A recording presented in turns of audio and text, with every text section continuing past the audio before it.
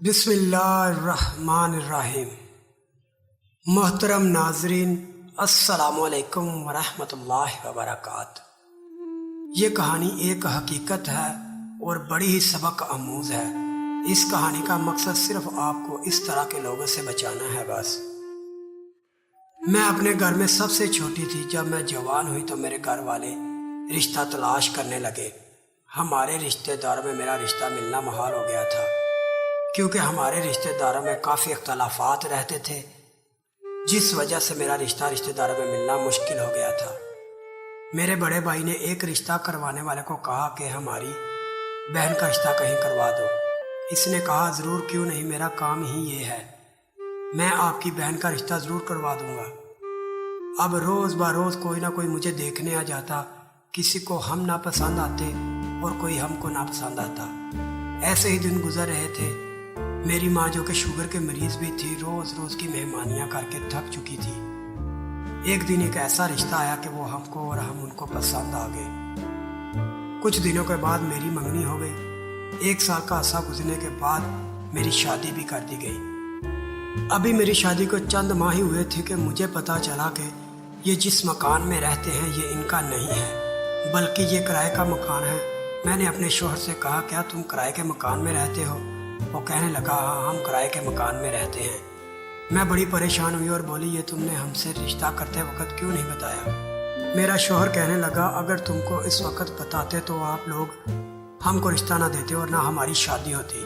میں نے کہا، آپ کتنے بڑے جھوٹے ہو، آپ لوگوں نے جھوٹ بول کر رشتہ کیا ہے، یہ اچھی بات نہیں۔ اور میں نے کہا، میں جہیز میں اتنا سامان لے کر آئی ہوں، اگر مالک مکان ہم کو یہاں سے نکال دے تو ہم سامان کو بھی ادھر ادھر کرتے رہیں گے، اس طرح تو میرے جہیز کا سامان خراب ہو جائے گا۔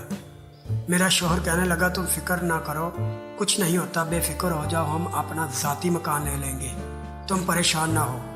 میں خاموش ہو گئی، لیکن دل میں ڈر سا بیٹھ گیا، کیونکہ میرے سسرال والوں کا رویہ میرے ساتھ کچھ دنوں سے اچھا نہیں چل رہا تھا۔ ایک دن میں اپنے گھر گئی اور اپنے والدین کو سب بتایا کہ میرے شوہر کا گھر اپنا نہیں ہے، وہ کرائے کے مکان میں رہتے ہیں اور وہ میرے ساتھ کچھ دنوں سے سلوک بھی اچھا نہیں کر رہے۔ میرے والد صاحب نے کہا، بیٹی کوئی بات نہیں، اگر وہ کرائے کے مکان میں رہتے ہیں، تم بتاؤ تمہارے شوہر کا سلوک تمہارے ساتھ کیسا ہے؟ میں نے کہا، ٹھیک ہے۔ میرے والد صاحب کہنے لگے، بیٹی چلو کوئی بات نہیں، ہم تم کو ایک گھر خرید کر دے دیتے ہیں، تم اپنے شوہر سے بات کر لو۔ میں فوراً اپنے سسرال چلی گئی۔ جب میرے شوہر کام سے گھر واپس آئے تو میں ان سے کہنے لگی، آج میں نے آپ سے بڑی ضروری بات کرنی ہے۔ وہ مجھ سے کہنے لگا، ٹھیک ہے، پر مجھے پہلے کھانا تو کھا لینے دو۔ کھانا کھانے کے بعد میرا شوہر کہنے لگا، بتاؤ کیا بات تھی جو تم بتانا چاہتی ہو؟ میں نے اپنے شوہر سے کہا، میرے والدین ہم کو مکان خرید کر دینا چاہتے ہیں اور کہتے ہیں کہ تم اس میں رہنا۔ میرے شوہر نے جب یہ سنا تو مجھ سے کہنے لگا، میں نہیں لینا چاہتا، کیا تم مجھے اور میرے گھر والوں کو خریدنا چاہتی ہو؟ میں نے کہا، نہیں، میرا یہ مطلب نہیں تھا۔ میرا شوہر مجھ سے کہنے لگا، بس آپ خاموش ہو جاؤ اور جاؤ اپنا کام کرو۔ لیکن میں باز نہ آئی اور اپنے شوہر کو اس بات پر آمادہ کرنے لگی۔ کچھ دیر کے بعد وہ کہنے لگا، چلو ٹھیک ہے، جیسی تمہاری مرضی۔ میں نے فوراً اپنے والد صاحب کو فون کیا اور ان کو سب بات بتائی۔ میرے والد صاحب کہنے لگے، چلو صبح کو تم گھر آنا اپنے شوہر کے ساتھ۔ میں نے کہا، چلو ابو جان ٹھیک ہے۔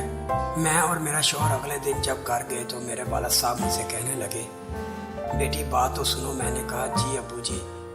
ابو مجھے ایک علیحدہ کمرے میں لے آئے اور بولے، بیٹی یہ جگہ کیوں نہ تمہارے شوہر کے نام کر دیں، وہ تمہاری ساری زندگی تابع داری کرتا رہے گا۔ میں نے کچھ دیر سوچا اور بولی، جی ابو یہ بھی ٹھیک ہے۔ کچھ دنوں کے بعد میرے والد صاحب نے مکان خرید کر میرے شوہر کے نام کر دیا۔ میرا شوہر بڑا خوش تھا کہ میری بیوی نے مکان میرے نام کر دیا ہے۔ ابھی کچھ ہی دن گزرے تھے کہ میری ساس مجھے برا بھلا کہنے لگی اور بات بات پر ہماری اکثر لڑائی بھی ہوتی رہتی تھی۔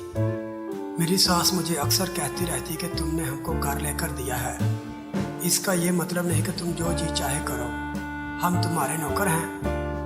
اور میرا شوہر بھی اب اپنی ماں کا ہی ساتھ دیتا تھا۔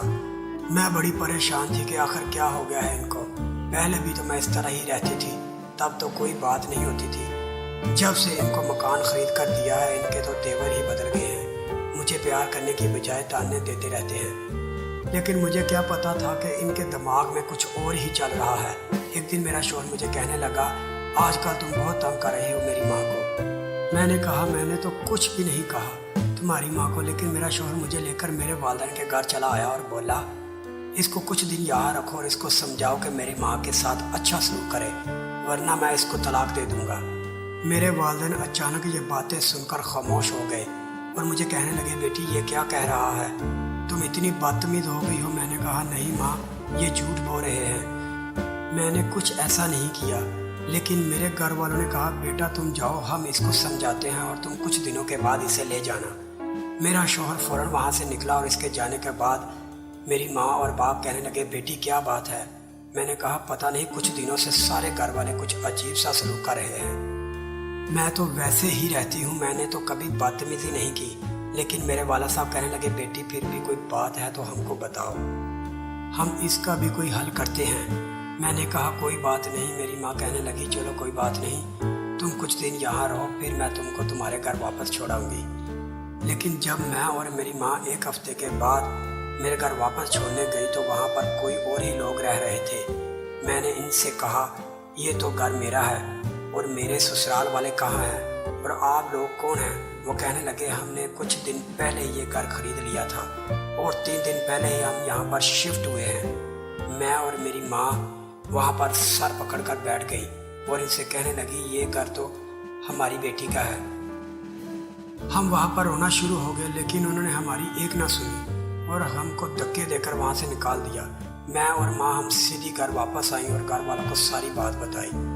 ہمارے گھر تو ایسے تھا جیسے ماتم ہو رہا ہو، سب کے سب رونا شروع ہو گئے۔